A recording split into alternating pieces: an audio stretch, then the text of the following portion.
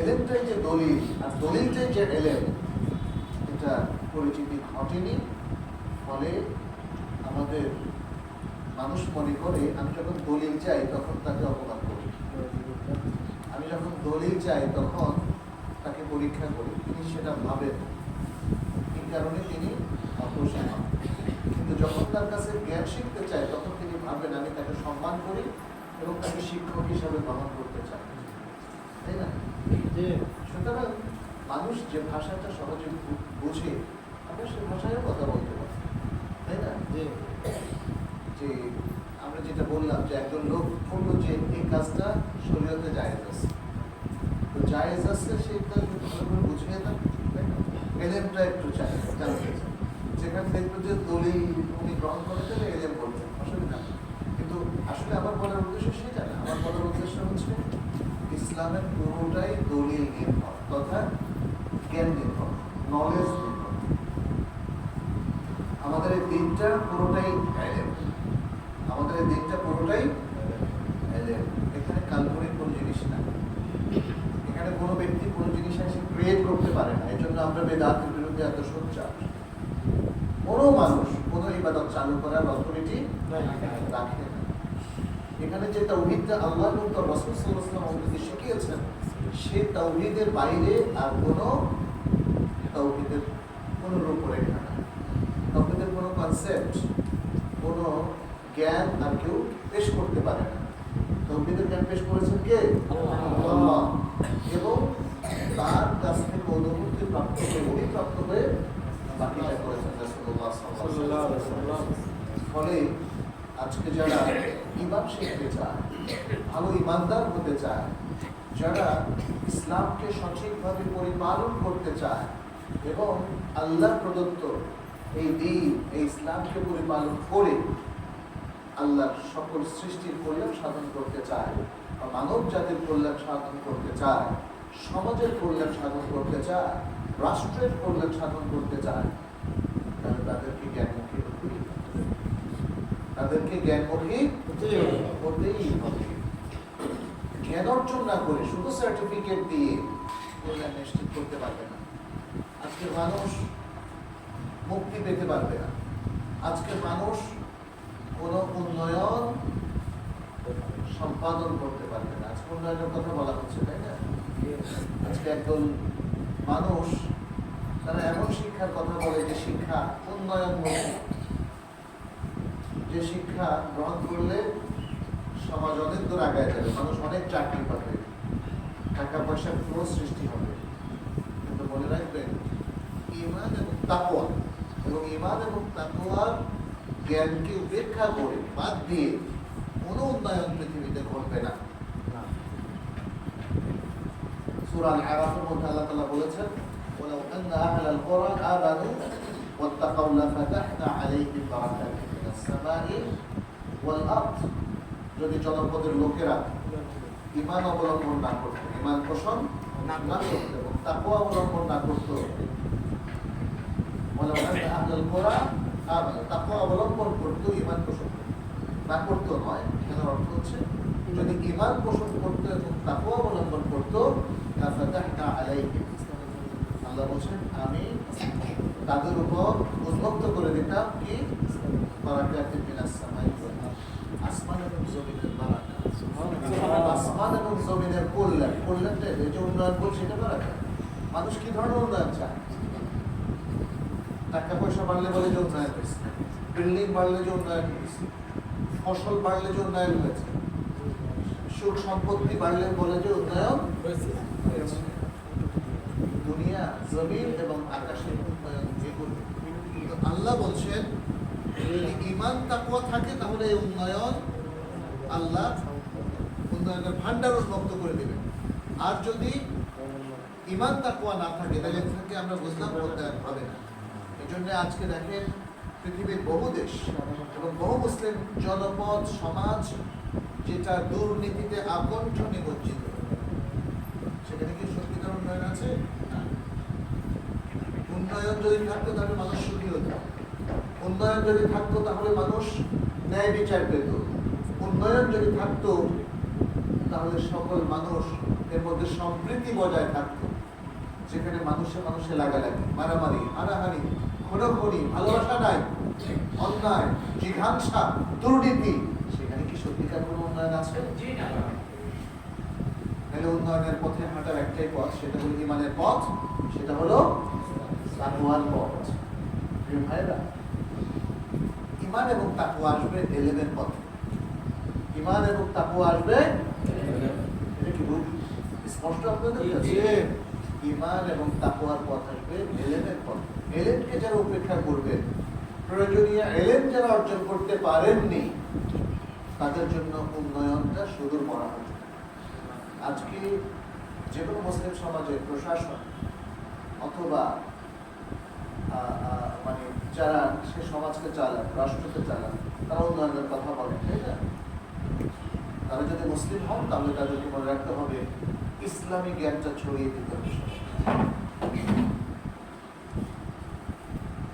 Islamic জ্ঞানটা বাদ দিয়ে যদি জাগতিক জ্ঞান এর মধ্যে নিজেকে সীমাবদ্ধ করেন, তাহলে আপনাদেরকে আমাদেরকে পশুত্বে পেয়ে যাবে, বিবেকহীন হয়ে যাবে মানুষ।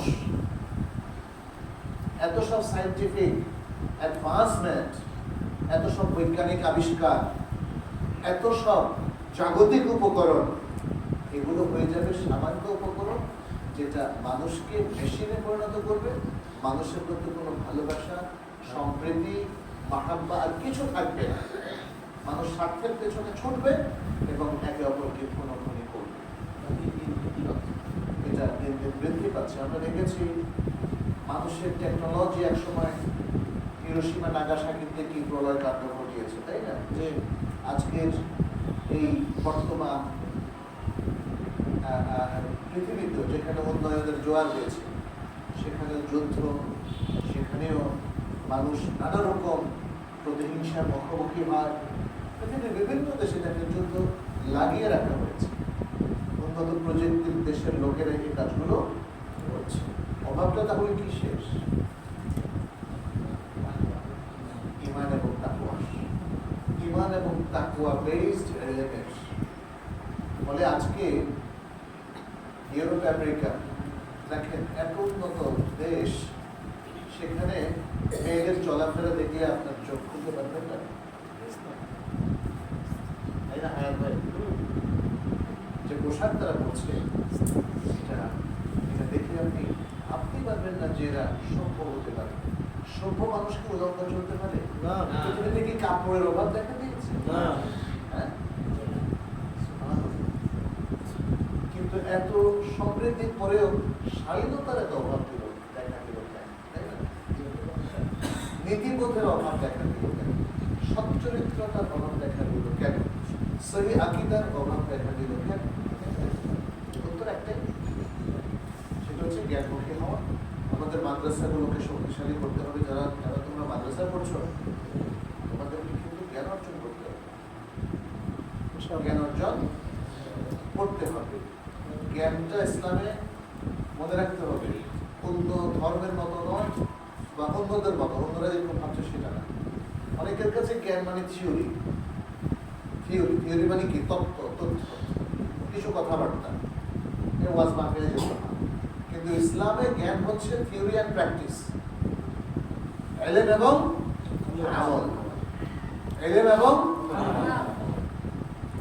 বুঝা গেছে? ইলম এবং আমল।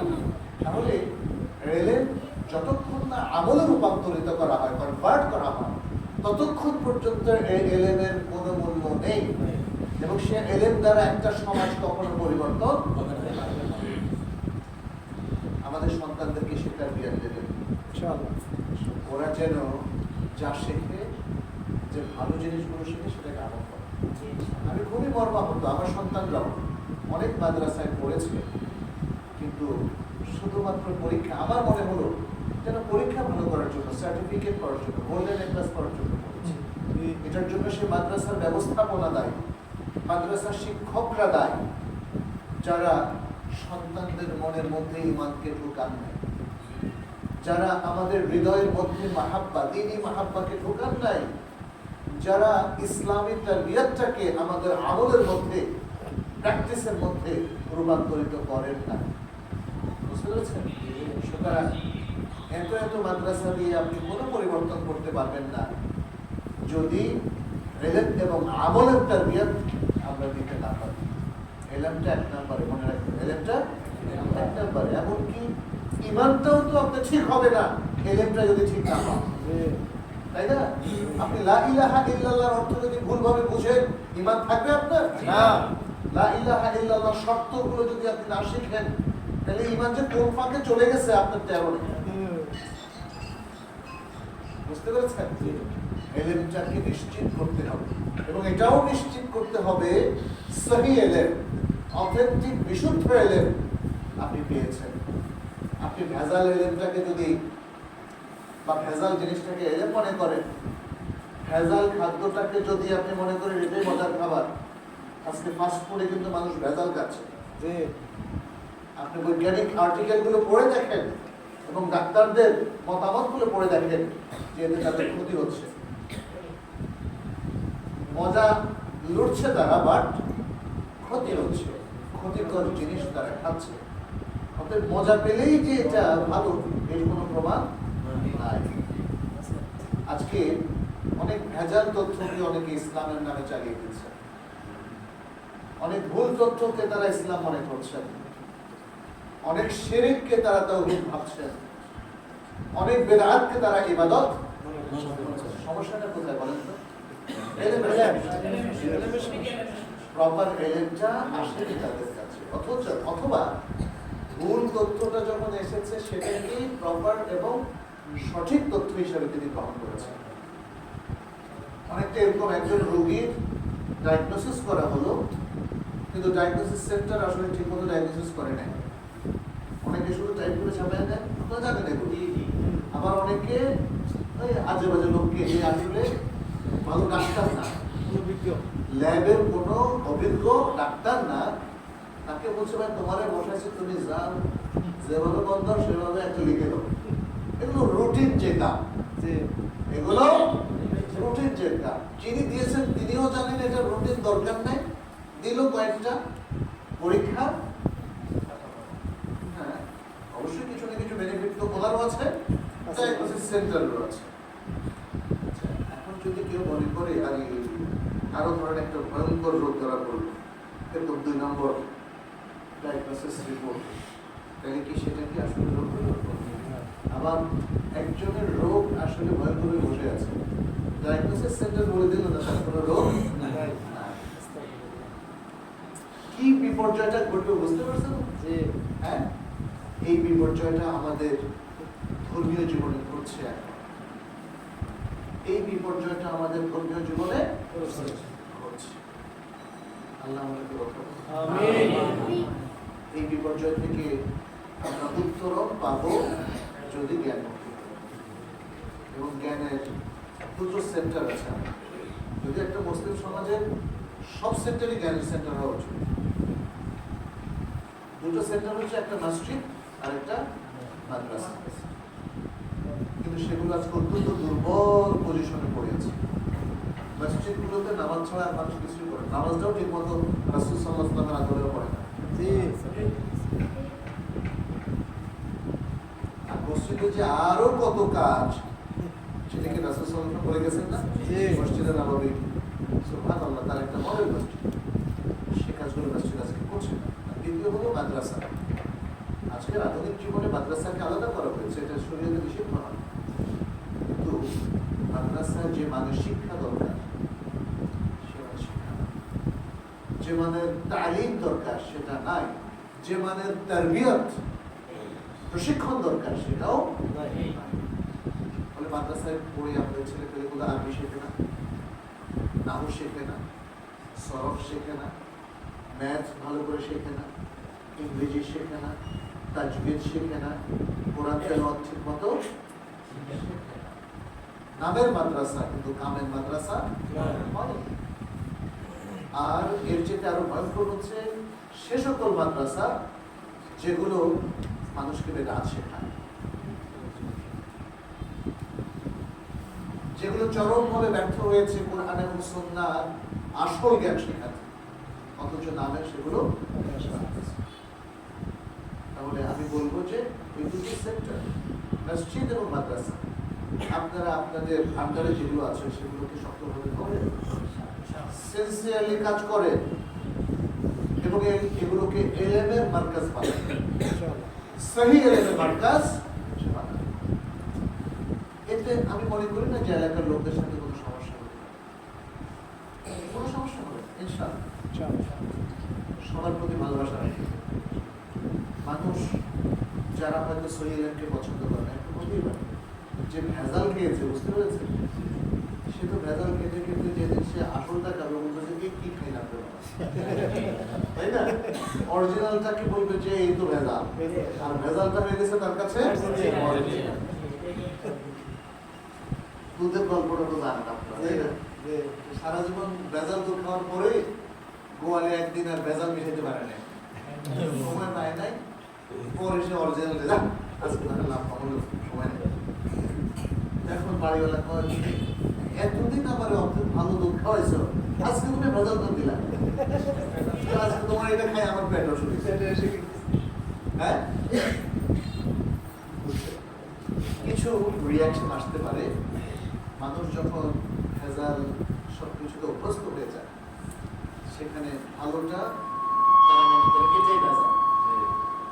তোমার এই নতুন কথা তো আমি আগে কোনোদিন শুনি নাই, শুনবেন কি করে? আপনি তো বেদান্তের মধ্যে সারা জীবন ছিলেন, আপনি শরীর মধ্যে তো আসেন নাই, শরীরটা এখন প্রথম শুনতেছেন, তাহলে ধৈর্যের সাথে শুনুন, আপনি একটু বুঝাই দেবেন, ঠিক আছে?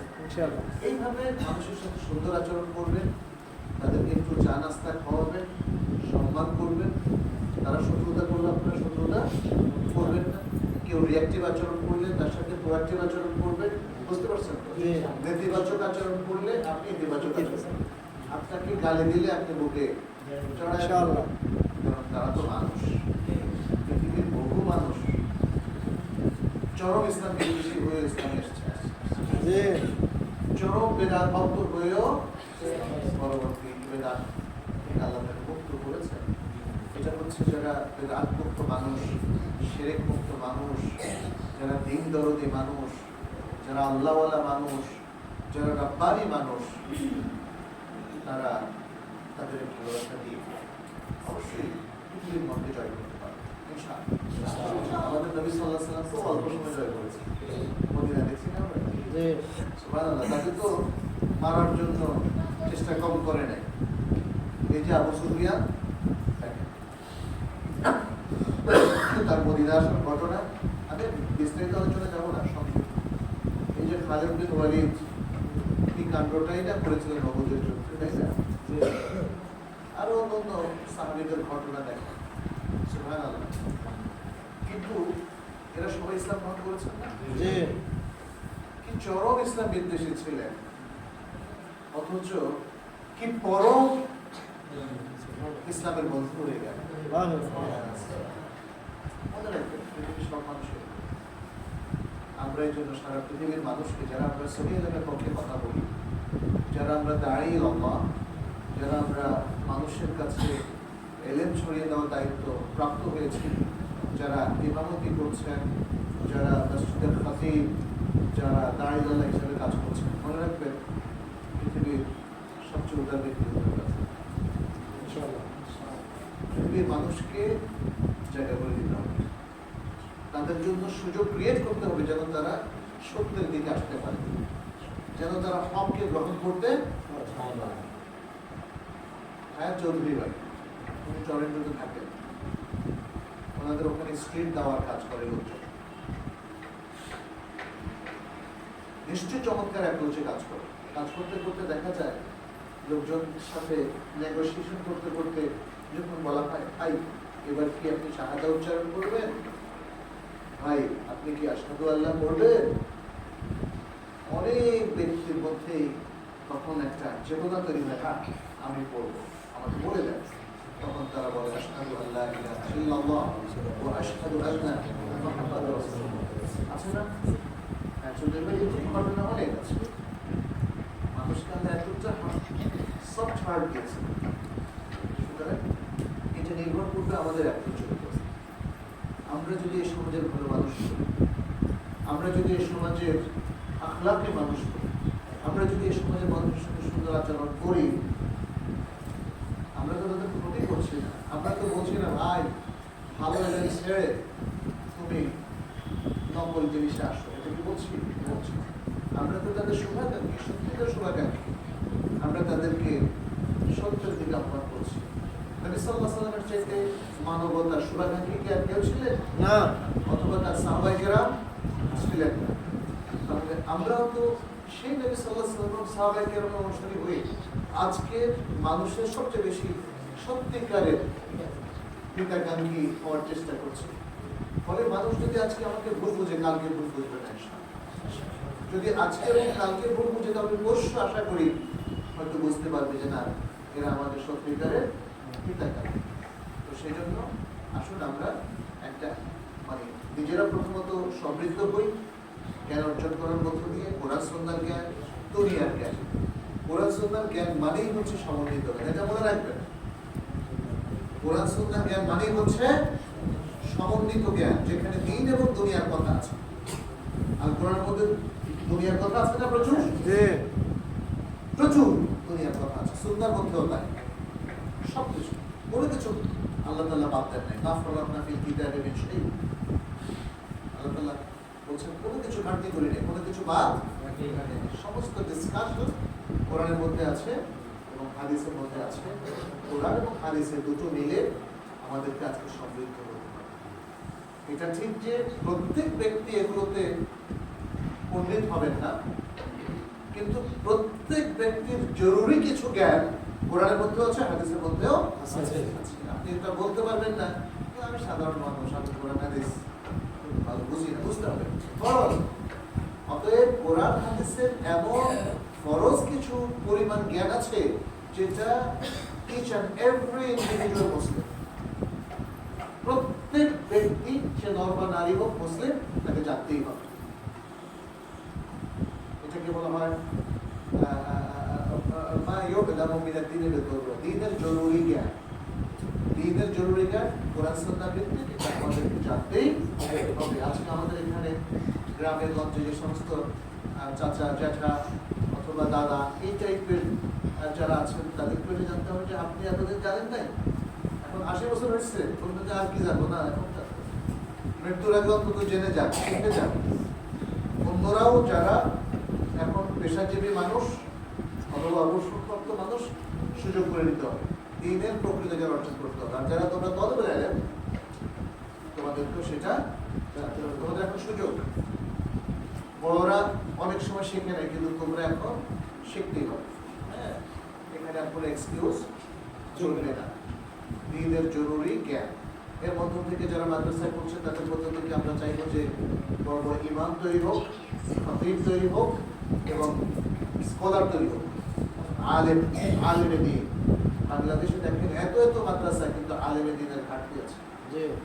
জাননেওয়ালা দ্বীন ইসলামিক স্কলারের ঘাটতি আছে। প্রশ্ন জিজ্ঞেস করলে পারে না, সমাধান দিতে পারে না, বা উল্টা পাল্টা সমাধান দেয়, উল্টা পাল্টা ফতোয়া দেয়, যে কারণে আজকে ইসলামের ভাবমূর্তি ক্ষুণ্ণ হচ্ছে, উলামায়ে কেরামের ভাবমূর্তি ক্ষুণ্ণ হচ্ছে। মানুষ মনে করে যে এলেম নামধারী যারা, আলেম নামধারী যারা, তারা ভুল করছে, মনে করে যে ভুলটা হওয়াতে ইসলামের, কোরআনের, হাদিসের। আসলে ব্যাপারটা হলেই অতএব সঠিক ইসলামের প্রতিনিধিত্ব যদি আমাদেরকে করতে হয় এবং ইসলামের সঠিক বাণী যদি মানুষের কাছে পৌঁছে দিতে হয় এবং সমাজের প্রকৃত উন্নয়ন এবং কল্যাণ যদি নিশ্চিত করতে হয়, তাহলে সত্যিকার জ্ঞান আমাদেরকে অর্জন করতে হবে। আর আরেকটা জিনিসও বলি, জ্ঞানের সাথে খুবই জরুরি হচ্ছে আদব। জ্ঞানের সাথে খুবই জরুরি হচ্ছে আদব। কারণ বেয়াদবির মধ্য দিয়ে কোনো জ্ঞানের সফলতা পাওয়া যায় না। অতএব যিনি জ্ঞানী হবে, আমি আমার জীবনে মাদিনা ইউনিভার্সিটি দেখেছি, আমাদের ওস্তাদদের মধ্য থেকে, সাহিত্যের মধ্য থেকে, যে যত বেশি জ্ঞান সে তত বিনয়ী, সে তত বেশি বিনয়ী। এমন কি বলবো, যে ওস্তাদ যত ফার্স্ট তার নলেজ এবং জ্ঞান, আমাদের পরীক্ষা হতে তত বেশি নাম্বারও তিনি দেয়, এবং যার তুলনামূলক বড় ওস্তাদের তুলনা যার জ্ঞান কম, সে নম্বরও কম। মানে আমি জাস্ট একটা প্রবণতার কথা বললাম, মনে রাখবেন যে যত বড় আলেম তার অন্তর তত উদার, সে তত বেশি মানুষকে তার বুকে নিতে পারে, মাহাব্বা করতে। পৃথিবীর মানুষকে গালিগালাজ করার জন্য আমাদেরকে প্রেরণ করা হয়, পৃথিবীর মানুষকে সুন্দর কথা শোনানোর জন্য প্রেরণ করা হয়েছে, এটা মনে রাখবেন। অতএব আদবটা জরুরি। আদবটা যদি আমরা অর্জন করতে না পারি, তাহলে দেখবেন যে যত এলেমই অর্জন করুন না কেন, এলেমটাকে সুন্দরভাবে উপস্থাপন করার যোগ্যতা আমাদের হবে না, এবং মানুষও আমাদেরকে সভ্য করবে না। এই জন্য অনেক বড় বড় লোকদেরকে আমরা দেখি যে খুব গালিগালাজ মার্কে কথা বলবেন, প্রভাবশালী লোকদেরকে আপনি দেখবেন। তো যাই হোক, আমি বলবো যারা শিক্ষক আছেন তারা ছেলে মেয়েদেরকে আদব শেখাবেন, ইমাম খাতিব যারা আছেন তারা দাঁড়ি সহ সবাইকে আদব শেখাবেন এবং এলেমও শেখাবেন। এই মাত্র দুটো জিনিস, আদব এবং এলেম।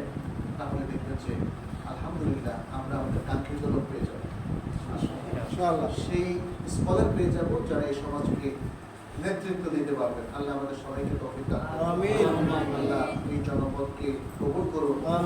আল্লাহ এই আম্মাজান মসজিদকে কবুল করুন, এবং এখানে মসজিদ, মাদ্রাসা এবং ইসলামী মার্কাজ যেন হয় সে তৌফিক দান করুন, এবং যারা সেগুলোকে ভালো মতো চালাতে পারবেন আল্লাহ সেরকম জনশক্তি এবং জনবল এবং সেরকম যোগ্য ব্যক্তি, যোগ্য আলেম এই এলাকায় উৎপাদন করে দিন, আল্লাহর কাছে সে দোয়া করছি। চৌধুরী ভাইয়ের জন্য দোয়া করছি, আল্লাহ যেন তাকে অসুস্থ করেন, হায়াতারাজ করেন। দেশে বিদেশে বিভিন্ন জায়গায় এরকম একাডেমিক এবং ইসলামিক সেন্টার এস্টাবলিশ করার জন্য চেষ্টা করে যাচ্ছেন, আমরাও চেষ্টা করে যাচ্ছি। আমাদের জন্য দোয়া করবেন। আমরাও আমাদের বেশ কিছু ট্রাস্টের আন্ডারে বেশ কিছু শিক্ষক প্রশিক্ষণ কেন্দ্র থেকে আরম্ভ করে উচ্চতর ইসলামী শিক্ষা এবং মাদ্রাসা, প্রাথমিক, মাধ্যমিক, উচ্চ মাধ্যমিক লেভেলের মাদ্রাসা আমরা বেশ ভালো কোয়ালিটি শিক্ষার জন্য চেষ্টা করে যাচ্ছি। আল্লাহ যেন আমাদেরকেও তৌফিক দান করে। আপনার